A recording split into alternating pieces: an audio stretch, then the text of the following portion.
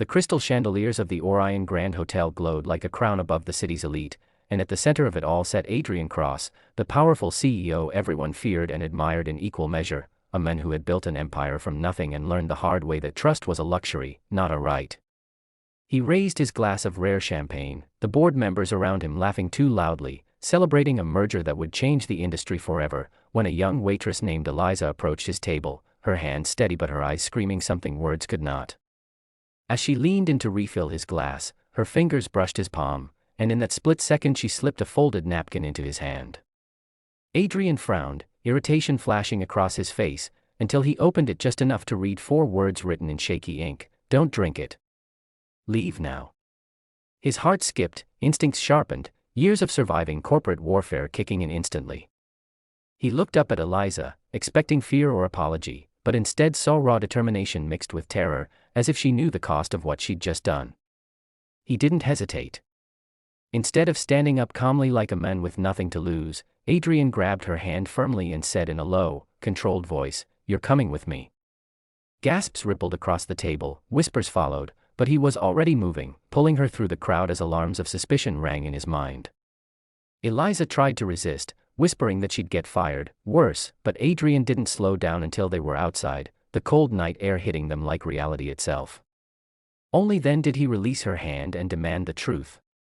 Trembling, Eliza confessed that she had overheard something in the service corridor, 2 men arguing about a poisoned drink meant to make the CEO look like he'd suffered a sudden heart attack, a clean ending tied neatly with money and silence.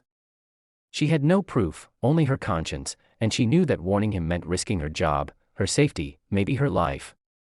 Adrian stared at her, the city lights reflecting off his eyes, realizing how close he had come to trusting the wrong people again. Within minutes, his private security surrounded them, and what followed would shake the entire corporate world. Toxicology confirmed the poison. Arrests followed swiftly. The board members who had toasted his success hours earlier were exposed as conspirators driven by greed and jealousy. But the story didn't end there, because Adrian didn't forget the girl who saved his life when she had nothing to gain. Instead of quietly thanking her and moving on, he offered Eliza a seat in his world, not as charity, but as respect. He paid for her education, trained her in leadership, and mentored her personally, because he believed courage like hers didn't belong hidden behind serving trays.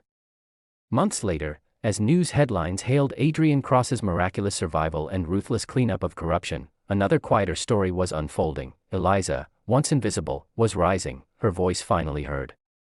And on the night she officially joined his company, Adrian raised a glass of untainted champagne and said, "To the people who speak up when silence is safer." The room applauded, but Eliza knew the real victory wasn't power or wealth, it was choosing to do the right thing when no one is watching.